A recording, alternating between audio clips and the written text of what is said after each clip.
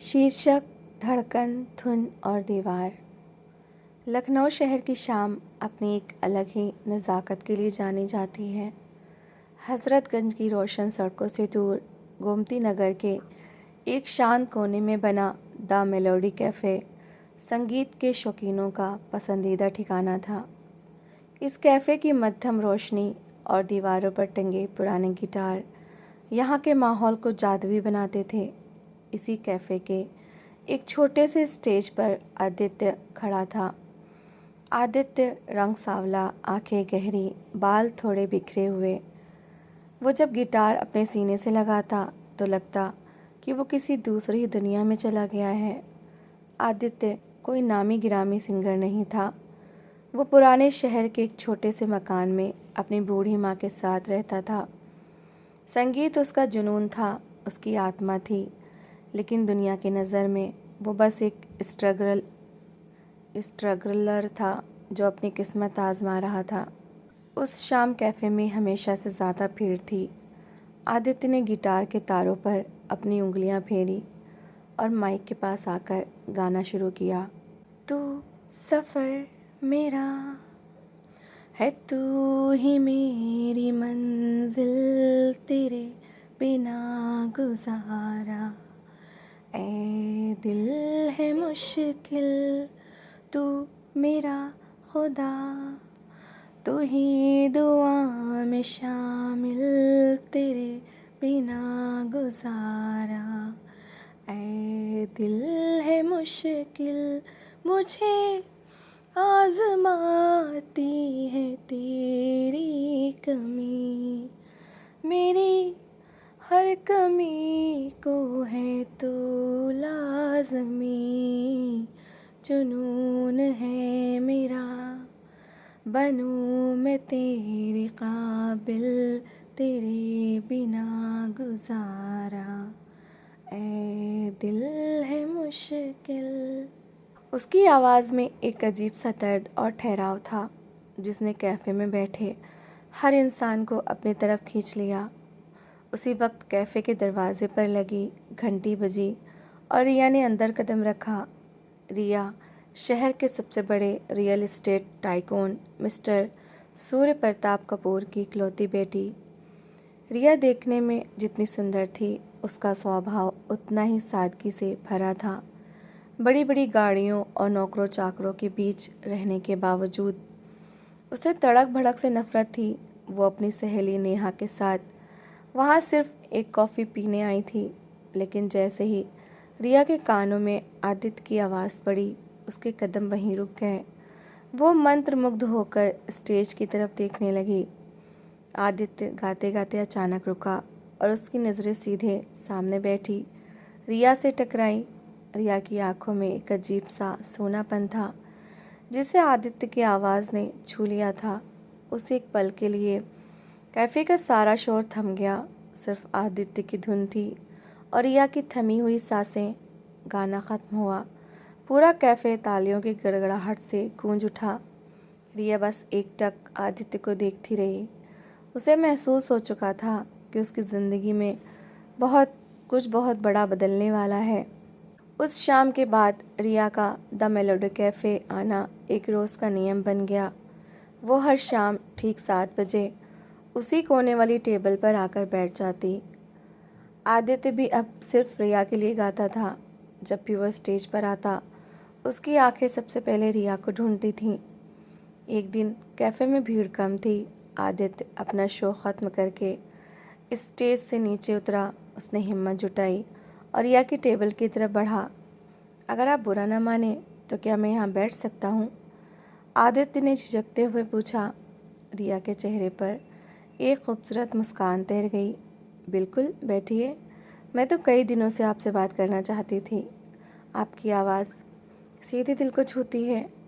Thanks. मेरा नाम आदित्य है, उसने हाथ आगे बढ़ाते हुए कहा। और मैं रिया।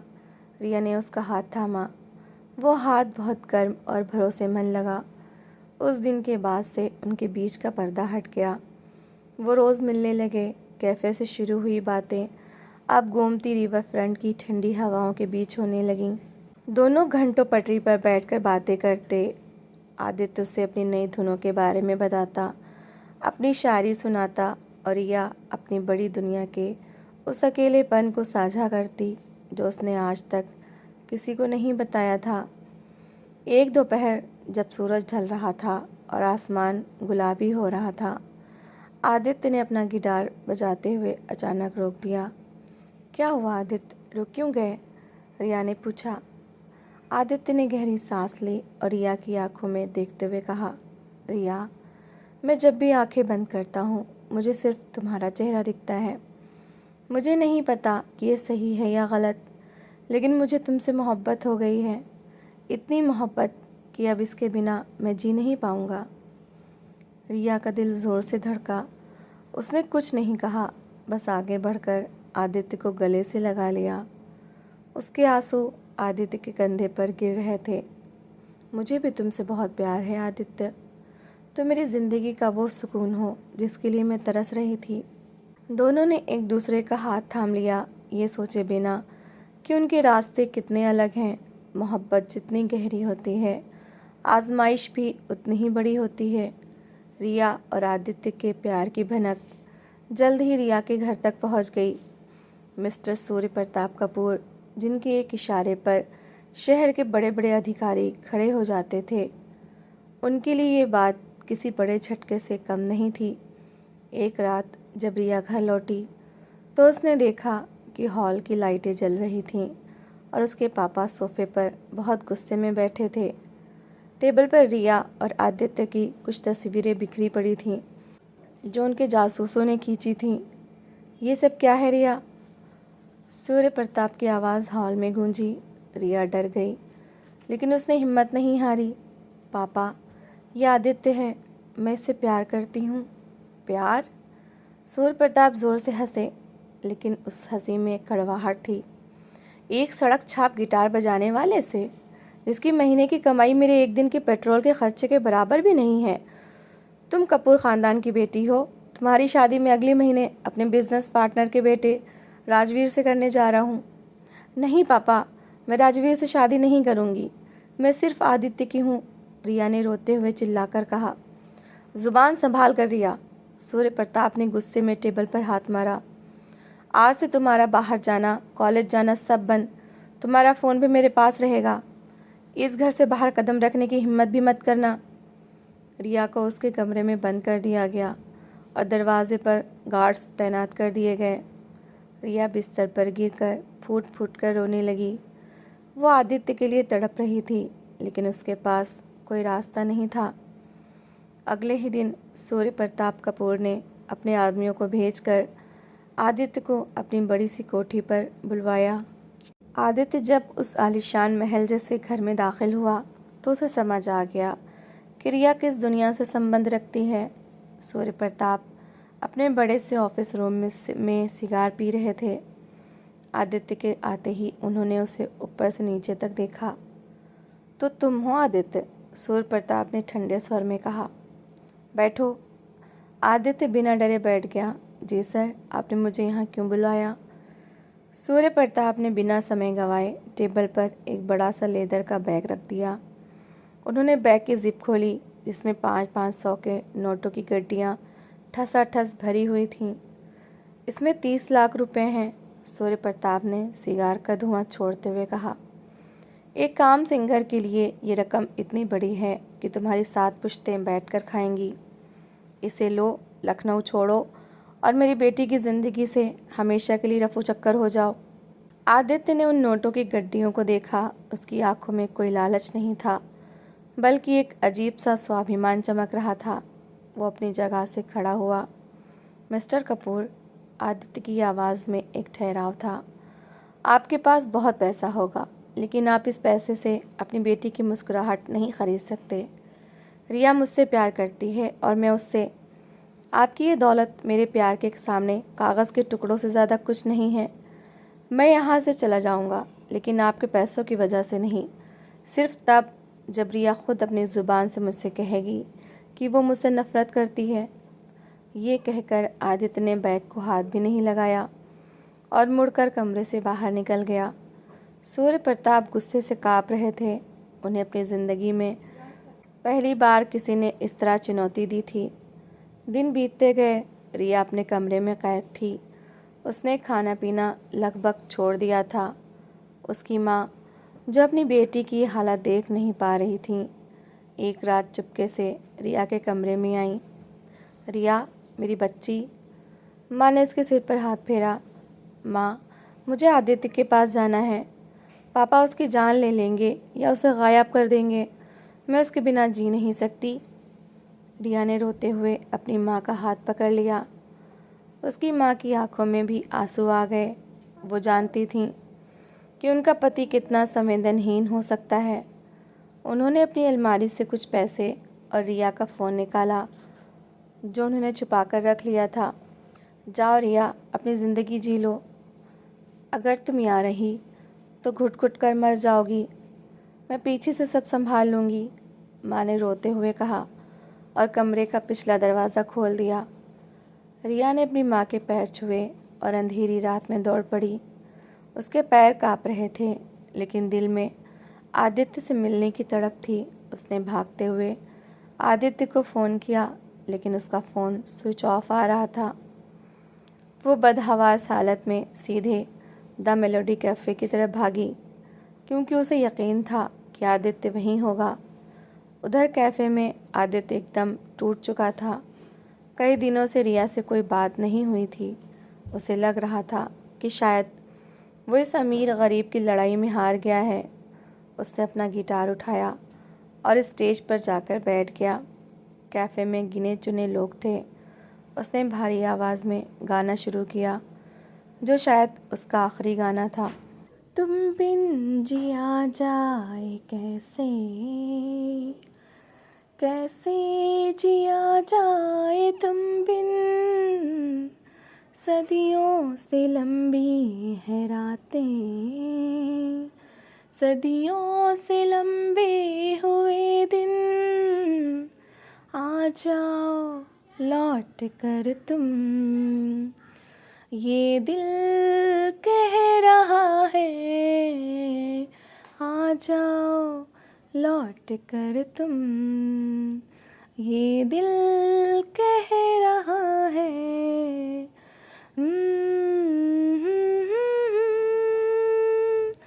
ओ,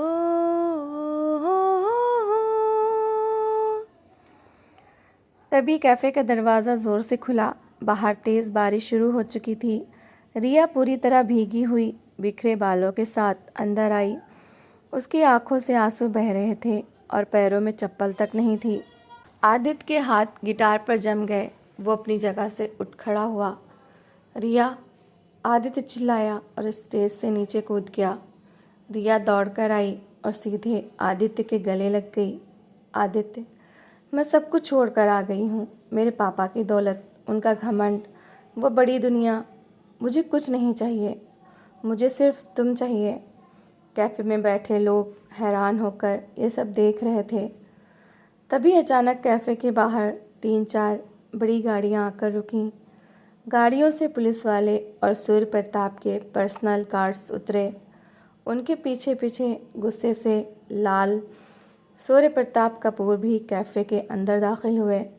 रिया, अभी के अभी मेरे साथ घर चलो, सूर्य प्रताप ने चिल्लाकर कहा और गार्ड्स को इशारा किया कि आदित्य को पकड़ ले। जैसे ही 2 गार्ड्स आदित्य की तरफ बढ़े, रिया आदित्य के आगे ढाल बनकर खड़ी हो गई।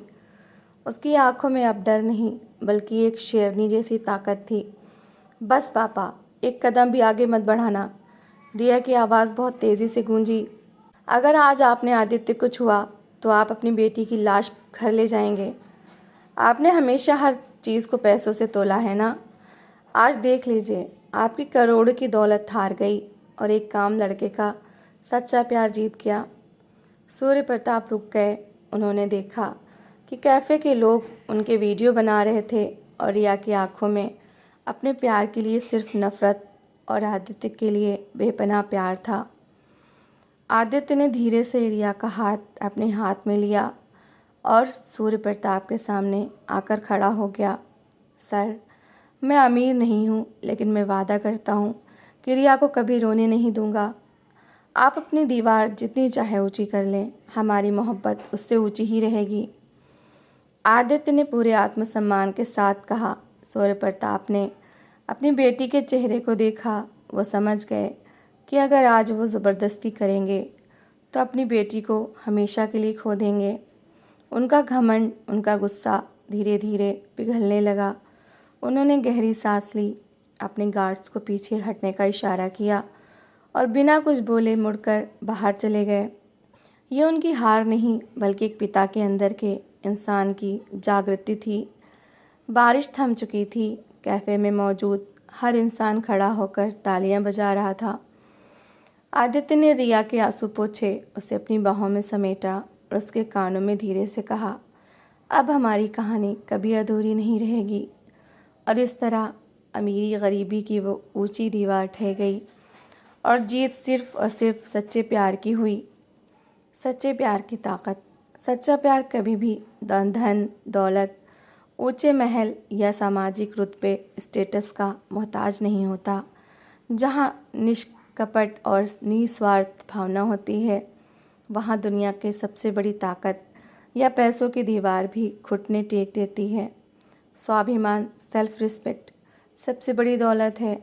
आदित्य के किरदार से हमें ये सीख मिलती है कि इंसान कितना भी गरीब या संघर्ष के दौर में क्यों ना हो, उसे अपने आत्मसम्मान और सिद्धांतों से समझौता नहीं करना चाहिए। करोड़ों रुपए भी एक सच्चे इंसान का स्वाभिमान और उसके प्यार को नहीं खरीद सकते। दौलत से खुशियाँ नहीं खरीदी जा सकती। रिया के पिता के पास दुनिया की हर सुख सुविधा थी, लेकिन वो अपनी बेटी के दिल का सुकून और उसकी सच्ची खुशी नहीं खरीद पाए। जीवन में सबसे कीमती चीज़ें जैसे प्यार, भरोसा और मानसिक शांति पैसों से परे होती है। रिश्तों में स्वतंत्रता और समझदारी ज़रूरी है। माता पिता को बच्चों की खुशियों को अपनी ज़िद और सामाजिक प्रतिष्ठा के चश्मे से नहीं देखना चाहिए। सही समय पर अपनी ज़िद को छोड़कर बच्चों की भावनाओं को समझना ही एक समझदार परिवार की पहचान है। तो दोस्तों, इस कहानी को लेकर आपकी क्या राय है? कमेंट सेक्शन में अपनी राय ज़रूर शेयर करें। और अगर आपको हमारी आज की कहानी अच्छी लगी हो तो प्लीज़ इसे लाइक, शेयर ज़रूर करें। और ऐसी ही emotional, suspense, family story, love story, motivational story को सुनने के लिए मेरे चैनल को सब्सक्राइब ज़रूर करें। तो मिलते हैं एक नई और दिलचस्प कहानी के साथ। Thanks for watching.